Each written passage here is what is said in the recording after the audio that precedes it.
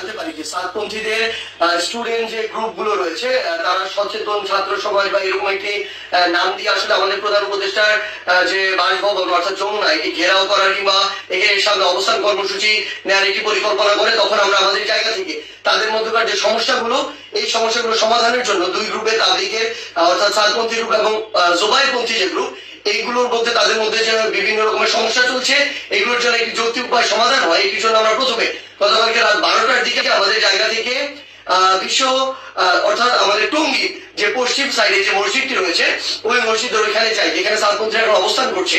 সেই জায়গাটিতে আসলে আমরা গিয়ে তাদের সাথে রাত 12টা থেকে প্রায় 2টা পর্যন্ত কথা বলি এবং তাদের জায়গা থেকে তারা যে চিন্তাটি করেছিল সকাল 10টায় এখানে তারা অবস্থান কর্মসূচি ঘোষণা করবে এরকম একটি কথা ছিল এবং তারা বলেছিল এটি কেন, কারণ তারা মাওলানা সাদ সাহেবের ভিসা চায় এবং তারা তাদের জায়গা থেকে 5 দিনে জোর করার 20 থেকে 25 তারিখ পর্যন্ত জোর করার একটি দাবি জানায়।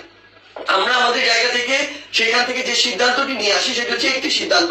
যে আমরা আমাদের জায়গা থেকে বলি যে প্রধানমন্ত্রী আমাদের যে হচ্ছে প্রধান উপদেষ্টার যে বাসভবন তিনি আসলে এই অভ্যুত্থানের স্পিরিটকে সামনে রেখে গণভবনে না থেকে যমুনায় থাকেন, এটি তুলনামূলক অরক্ষিত হওয়ার কারণে আমাদের যখন ইচ্ছা বসবো আর এটি আমাদের দেশে একটা অস্থিতিশীলতার চিত্র তুলে ধরবে, এটি কখনো হতে পারে না, এটি যৌক্তিক না, আমরা এটিকে সমর্থন করি না। সেই জায়গা থেকে আমরা তাদেরকে এটি অনুরোধ করি যে তারা যেন এখানে অবস্থান কর্মসূচি কিংবা ঘেরাও কর্মসূচি না করে, তারা এই অবস্থান থেকে সরে আসে। তারা তাদের জায়গা থেকে স্পষ্টভাবে দুইটি দাবি জানায়। 1 নম্বর যে দাবিটি সেটি হচ্ছে যে তারা মাওলানা সাদ সাহেবের ভিসা নিশ্চিত চায়, দ্বিতীয়ত তারা 20 তারিখ থেকে 25 তারিখ 5 দিনের জোর করতে চায়। আমরা তাদের কাছে বলি যে 5 দিন করে যাবেন কিনা এই কমিটমেন্টটুকু যদি আপনাদের থাকে যে 25 তারিখ আপনাদের যখনই শেষ হয়ে যাবে তখন আপনারা চলে যাবেন, তাহলে আমরা আমাদের জায়গা থেকে এই দুইটি দাবি নিয়ে আরেকটি যে গ্রুপ রয়েছে যারা এখন কাকরাইল মসজিদে অবস্থান করছে জোবায়েরপন্থী গ্রুপ এবং সেখানে হেফাজতের নেতৃবৃন্দ রয়েছেন তাদের সাথে আমরা এই কথা বলবো। তারা যখন এই কথাটি দেয় যে তারা এই কমিটমেন্টটি করছে 25 তারিখে তারা ছেড়ে দিবে,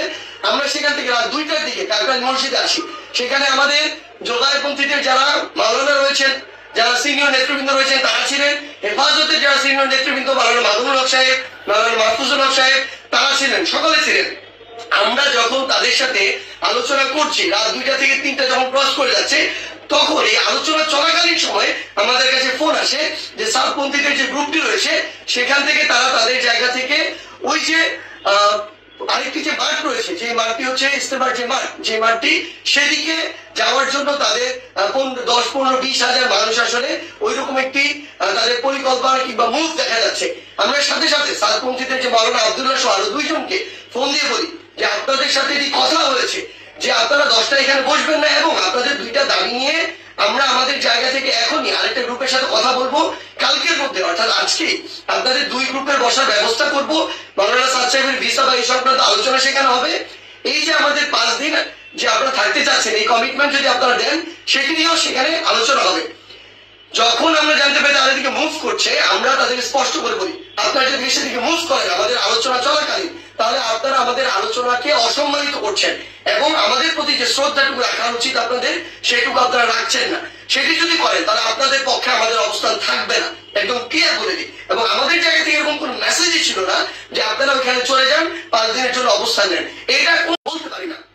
এটা পুরো একটি সরকারের বিষয়, মন্ত্রণালয় বা উপদেষ্টাদের বিষয় এবং প্রশাসনের সামগ্রিক একটি ডিসিশন। ইভেন গাজীপুর মেট্রোপলিটন পুলিশের ডিসিশন দেওয়ার কেউ না। সেই জায়গা থেকে তারা এইসব কোনো কিছু তোয়াক্কা করে যেটা হলো যে সেখানে এই দখলের বিষয়টিতে সেদিকে চলে যাওয়া হলো এবং ফাইনালি এখানে একটি সংঘর্ষ ঘটলো, যেই সংঘর্ষে 3 থেকে 4টি প্রাণ আমরা হারিয়েছি। আসলে সবচেয়ে গুরুত্বপূর্ণ কথা গতকালকে আমরা তাদেরকে বলেছি যে তাবলীগের আসলে আপনারা যেই কাজগুলো করছেন এগুলো তাবলীগের স্পিরিটের সাথেও যায় না, এগুলো ইসলামের মুসলিমের স্পিরিটের সাথেও যায় না, কোনো কিছুর সাথে যায় না। এখানে আপনাদের ব্যক্তিগত গোষ্ঠীগত কোন জিনিসের মানে বহিঃপ্রকাশ আপনারা এখানে ঘটাচ্ছেন, ক্ষোভের হোক দ্বন্দ্বের হোক এই বহিঃপ্রকাশগুলো ঘটাচ্ছেন। এবং সবচেয়ে গুরুত্বপূর্ণ বিষয় হচ্ছে যে জিনিসটি হয়েছে এখানে এটা সম্পূর্ণ অনাকাঙ্ক্ষিত এবং আমাদের মতের বাইরে গিয়ে এই বিষয়টি আসলে গতকালকে সেখানে হয়েছে এবং আমাদের আলোচনাকে শ্রদ্ধা বা সম্মানটুকু জানানো হয়নি এবং আরেক পক্ষের সাথে আলোচনা চলাকালীন সেখানে এরকম আক্রমণ এবং রক্তাক্ত ঘটনা ঘটেছে। সেই জায়গা থেকে আমরা শুধু আমাদের জায়গা থেকে একটি জিনিসই বলি,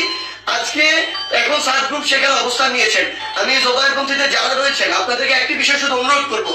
যেটি গতকালকে রাতে তারা ঘটিয়ে ফেলেছেন বা বিভিন্ন ভাবে ঘটে গিয়েছে সেই একই জিনিসের জন্য বড়ভাবে আর পুনরাবৃত্তি না হয়। কাউকে না কাউকে আসলে এই পরিচয়টুকু দিতে হবে যে আপনি যে তাবলীগ দ্বীনের প্রচার ইসলামকে ধারণ করেন এবং এটার জন্য আমাদের এই বলি যে এখানে জীবন দিয়ে দিব আর শহীদ হয়ে আমি জান্নাতে চলে যাব, আমরা আমাদের ক্ষুদ্র জ্ঞান থেকে মনে করি এটা শহীদ হয়ে জান্নাতে যাওয়ার কোনো জায়গা হতে পারে না, এটা কোনো উপায় হতে পারে না। বরং এটা